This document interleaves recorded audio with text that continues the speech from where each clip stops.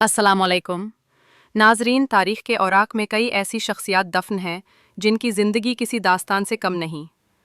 आज हम एक ऐसे ही अजीम फ़ातह और सल्तनत के बानी की कहानी लेकर हाजिर हुए हैं जिसने हिंदुस्तान की तकदीर बदल दी।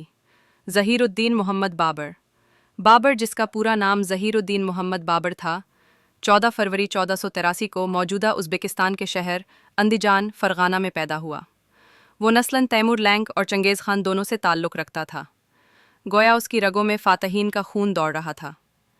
12 साल की कम उम्री में, यानी 1494 में, अपने वालिद उमर शेख मिर्ज़ा दुवम की वफ़ात के बाद बाबर ने फ़रगाना की रियासत संभाली।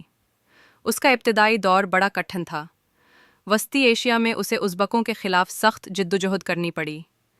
समरकंद को हासिल करने की उसकी कोशिशें कई बार नाकाम हुईं और उसे अपनी आबाई ज़मीनों से भी हाथ धोना पड़े, लेकिन बाबर ने हिम्मत नहीं हारी। 1504 में उसने काबुल पर कब्ज़ा किया और बादशाह का लक़ब इख्तियार किया। यहीं से उसकी नई मंजिल का तयन हुआ, हिंदुस्तान। हिंदुस्तान की ज़रख़ेज़ ज़मीनों ने उसे अपनी तरफ खींचा। 1526 का साल बाबर की ज़िंदगी का फ़ैसलाकुन साल साबित हुआ। पानीपत के मैदान में उसका सामना दिल्ली के सुल्तान इब्राहिम लोधी से हुआ। ये जंग तारीख़ में पानीपत की पहली जंग के नाम से जानी जाती है।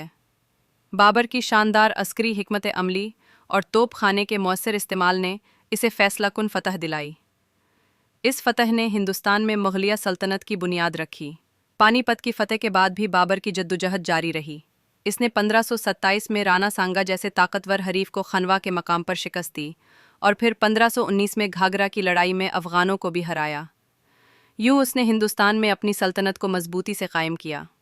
बाबर सिर्फ़ एक सिपह सालारी नहीं था, बल्कि वो एक इल्म दोस्त और ज़ौक़ रखने वाली शख्सियत भी था।